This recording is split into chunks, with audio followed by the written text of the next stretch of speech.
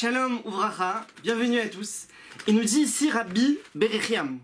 Beshara she'amar Akadosh Baruch Hu li Shmuel. Lorsque Akadosh Baruch Hu, il s'est adressé au prophète Shmuel, et il lui a dit Nichamti ki imlarti et Shaoul les Meler. Il lui a dit j'ai regretté d'avoir nommé Shaoul en tant que roi. Shaoul était le premier roi d'Israël. Et là, Shmuel, en entendant ça, il a écrit Vaïchar li Shmuel. Shmuel, il se sentit mal, ça lui a fait beaucoup de mal. Parce qu'il faut savoir que le prophète Shmuel, c'est lui qui a oint le roi Shaoul. C'est lui qui l'a nommé roi, sur l'ordre d'Hachem, bien sûr. Et là, on lui dit que l'œuvre de ses mains, ce qu'il a fait, on lui dit c'est fini. Hachem, il regrette de l'avoir mis roi. Et qu'est-ce qu'il a fait, Shmuel? Il a écrit dans le Pasouk Vaïtzak el Hachem kol halayla. Il a crié vers Hachem toute la nuit. Et là, il nous dit le Zohar, il a laissé de côté les 10 formes de tfila. Il y a 10 formes différentes de tfila. Par exemple, Sharva, Anacha, plusieurs types. Et lui, le prophète Shmuel, il a utilisé la tzaraka. Pourquoi? Parce que la tzaraka, elle est très proche d'Akadosh Baruch Hu, plus que les 10 autres types. Ça veut dire ici, le Zohar, il nous dévoile un secret énorme. Il nous dit, il y a 10 façons d'implorer Hachem, de le prier. On dit, mais quelqu'un qui veut quelque chose de rapide, quelque chose d'efficace, c'est la tzaraka. Mais on va voir tout de suite, la tzaraka, c'est pas si évident que ça. Et c'est ce qu'on a vu avec le peuple juif lorsqu'on était en Égypte. On était asservis là-bas par Pharaon. Il y a écrit, Ve'atam, Hine, tzarakat, Bene Israël, Ba'a, Elai. Et voilà maintenant que le cri des bénis Israël, il vient vers moi. On était en Égypte, 210 ans d'esclavage. Alors vous imaginez le peuple, ils ont dû crier, ils ont dû prier, implorer Hachem. Et qu'est-ce qui est venu aux oreilles d'Hachem pour qu'il les délivre? Leur cri, Tzaraka. Lorsqu'ils ont crié vers Akadosh Baruch Hu, là Akadosh Baruch Hu, il les a délivrés. Alors, Tanou Rabbanan, les sages, ils ont enseigné, Haïman de Tzaleh Uvachem, celui qui prie et qui pleure dans cette fille-là. Vetsaïk, et il crie. Ad la yachil le mirchash besivvate, jusqu'à ce qu'il arrive même plus à parler avec ses lèvres. Il dit ça, c'est une tfila entière. Ça, c'est une tfila qui vient du cœur. C'est-à-dire, des fois, quelqu'un fait une tfila et il prie, il commence des fois à pleurer durant cette tfila et à crier à tel point qu'à un moment donné, les mots ne sortent plus. Il pleure, les mots, ils n'arrivent plus à sortir. Il dit, il n'y a plus de mots. Il reste que le cœur. Il reste que le cœur, et ça, c'est une tfila qui ne reviendra pas vide. C'est une tfila entière, c'est une tfila qui vient du fond du cœur. Rabbi Yehuda dit, Gedolat Tzaraka, Shekoraat Gezar Dino Shel Adam, Mikol Yamav. Il nous dit, c'est grand le cri, quand quelqu'un écrit vers Hachem, parce que on lui annule un Gzardin de toute sa vie. Même si toute sa vie, on avait décrété des choses sur lui, on lui annule. Parce que quelqu'un, quand il crie vers Hachem, qu'est-ce qui se passe? C'est que dans une situation, il essaye, il est bloqué, aucune solution. Et là, il se retourne que vers Hachem, mais c'est tellement dur. Alors il crie, il pousse un cri, il dit Hachem, sauve-moi, il crie fort. Et quand quelqu'un il arrive à une situation de crier comme ça, c'est que vraiment, il a compris qu'il n'y avait que Hachem qui pouvait le sauver. Il n'y a que Hachem et rien d'autre. Et comme il a compris ça, et ça s'est traduit par un cri, son cri, il est tout de suite répondu et entendu d'Akadosh Baruch Hu.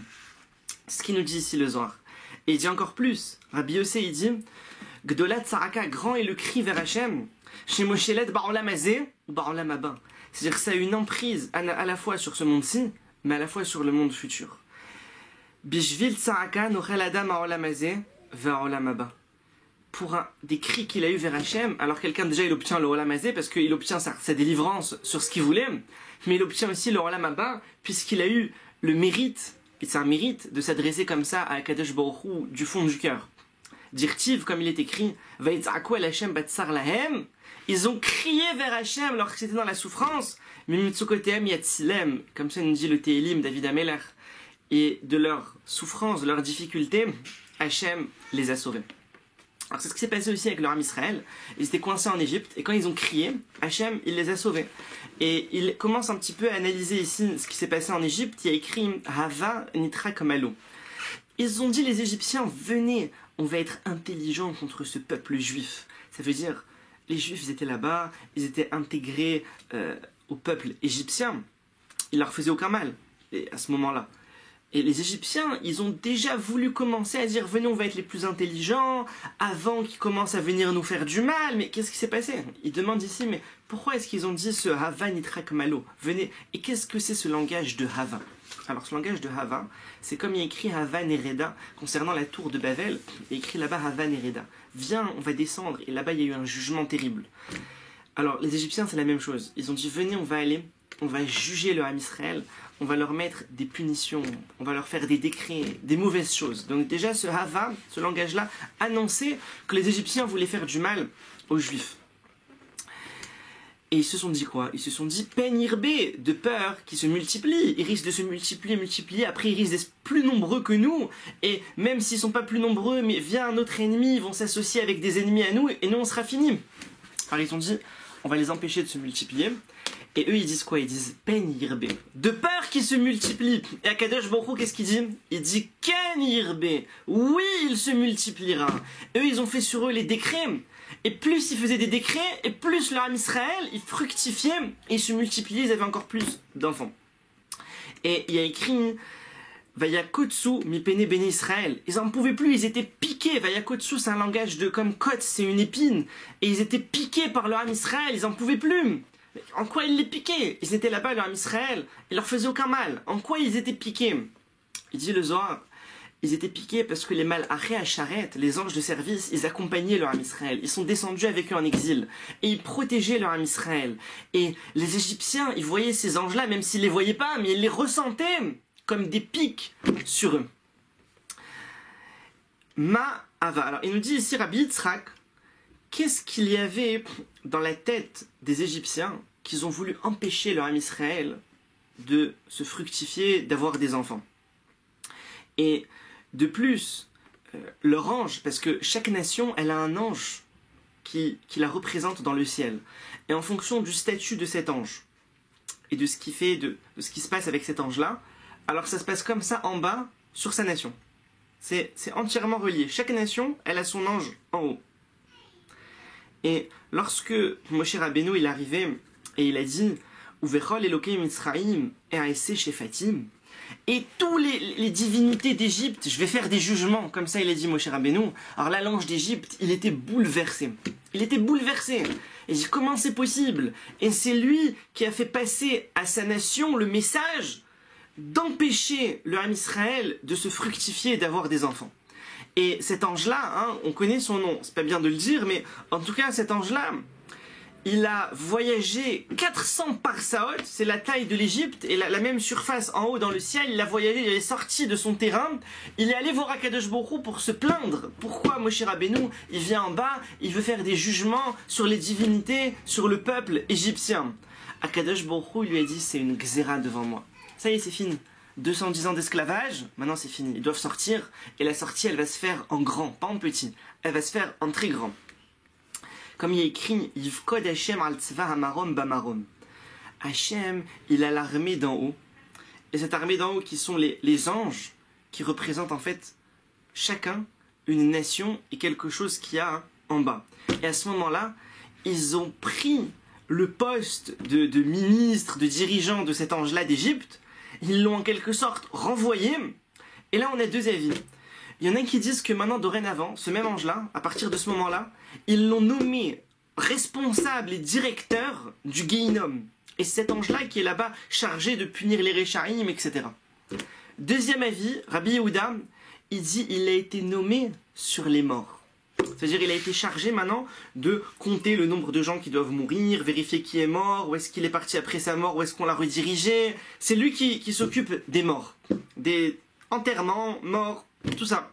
Cet ange-là, ils l'ont nommé. Et maintenant, c'est quand même une perte, quoi. C'est-à-dire c'est quand même une descente pour cet ange-là. Avant, il était dirigeant, représentant d'une nation, d'un pays entier sur Terre. Maintenant, on lui dit ça, et tu t'occupes soit des Réchaïm au Guéinom, selon un avis, soit des morts, selon un deuxième avis. Donc ça a été une grande descente, et en fait c'est ce qu'on dit dans le Hallel. On dit va vélo kol yordé douma, pas ceux qui descendent là-bas. Et ce nom-là, c'est le nom de cet ange. Parce que maintenant, il a été après nommé pour ceux qui partent de ce monde. Vanachnu nevarechia. Et nous, on reste en vie, on bénit Akadosh Baruch Hu. C'est ce qu'on dit dans le Hallel, que Hachem ne nous a pas mis entre les mains de cet ange-là, que Baruch Hachem, on est encore en vie. Alors, Rabbi Hanina, lui, de son côté, il dit Uvelokehem asa Hachem shefatim. Hachem, il a fait des jugements sur les divinités égyptiennes. Il dit c'est quoi? C'est les idoles qu'ils avaient. Ils avaient des idoles en or, en argent et en bois. Alors on dit, mais quel jugement Hachem il va faire sur des idoles en or, en argent, en bois? Il n'y a rien. Il dit en fait, qu'est-ce qui s'est passé? Ceux qui étaient en argent et en bois, ils ont fondu. Ils ont fondu de par eux-mêmes. Ils se sont décomposés, ils ont fondu. Ceux qui étaient en bois, ils ont commencé à pourrir. Des vers qui sont sortis, ça s'est décomposé. Et ça a été le jugement qui a été fait. Rabbi Elazar, lui, il dit, le jugement, il a été fait sur une des autres idolâtries des Égyptiens, qui était le C, la brebis en français, il me semble. Le C, c'était leur idole. Et Akadosh Baruch Hu, il demande de faire le Korban Pessah avec le C. Donc ils les prennent, ils les égorgent. Et c'est pas seulement ça, c'est qu'après il fallait les faire griller. C'est l'èche, il était grillé et l'odeur elle se répand quand on fait griller comme ça de la viande. Donc tous les Égyptiens ils sentaient l'odeur de leur idole qui était en train d'être grillée. Et encore plus, vous savez, pour le Korban Pessah, il y a un interdit Ve'etzem lo tishberuvo. Vous ne casserez pas un os du Korban Pessah. Interdit de casser l'os. Quand on a fini, l'os il est jeté. Et l'os était jeté comme ça. Et eux ils voient dans la rue l'os de leur divinité qui était comme ça jeté. Et de toutes les macotes, il dit le Zohar, ça a été le pire pour les Égyptiens. Imaginez-vous, les 10 plaies, on connaît les 10 plaies, à quel point elles étaient grandes, puissantes.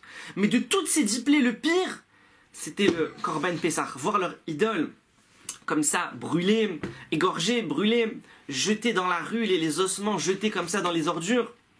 C'était le plus dur pour eux. Et Rabbi Yochanan, lui, il dit, il y avait beaucoup de Avodah Zara en Égypte. Il y avait aussi le Nil. Le Nil aussi, c'était leur divinité. Puisque le Nil, il les abreuvait. Grâce à ça, les récoltes elles poussaient. Donc, comme ils voyaient un petit peu qu'ils vivaient grâce au Nil, ils ont fait de ça leur Avodah Zara. En général, très souvent, quelqu'un, il fait sa Avodah Zara lorsqu'il voit qu'il vit à travers ça. Donc, il voit qu'il vit à travers ça, grâce à ça, il vit. Donc, il a l'impression que c'est ça qui le fait vivre et il se lie à ça. Il fait de ça sa Avodah Zara, chas v'shalom.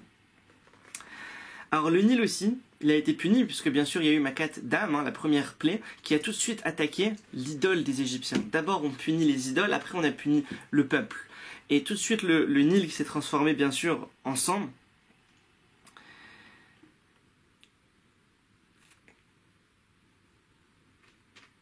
Et pour finir, Rabbi Shimon ben Rabbi Yossé, lui, il dit, le plus dur, le plus terrible, ça a été lorsque les Égyptiens ont été frappés sur la mer. Puisque sur la mer, ils sont tous ceux qui sont rentrés, il n'y en a aucun qui est sorti vivant. Et c'est ça qu'ils ont dit, Ava nitra kamalo, venez, on va être intelligent, parce qu'en fait, le ministre, l'ange qui représentait l'Égypte, et puis de manière plus physique sur terre, les astrologues égyptiens, tous les sages égyptiens, ils ont senti qu'il allait y avoir une punition qui allait s'abattre sur eux. Et ils ont senti même que cette punition allait venir de l'eau. Alors de l'eau, c'était un peu vague, c'était à la fois le Nil qui allait être frappé, c'était à la fois eux qui allaient être engloutis dans la mer lorsqu'elle s'est ouverte. Et c'est pour ça qu'à la base, ils sont venus comme ça attaquer le Ham Israël. Alors qu'on était en Égypte, on leur faisait aucun mal. Au contraire, ils profitaient de la présence des Juifs là-bas. Et ils sont venus comme ça nous attaquer. Ils ont ressenti la chose. Et donc, pour conclure, on voit ici que tout ce qui se passe dans ce monde, il y a aussi la même chose dans la réalité spirituelle. Et comme la Gemara, elle dit, bien que quelqu'un, des fois quelqu'un, il a une sensation, un pressentiment. Non, là, il faut pas que j'aille. Ou bien là, oui, vas-y, j'y vais. Bien que lui, il voit pas. On voit pas, mais notre Neshama, elle sent. La Neshama, elle a la capacité de sentir. Tevorechou, mi Pierre Elion, soyez bénis de la bouche d'Hachem. À bientôt. Oh, oh,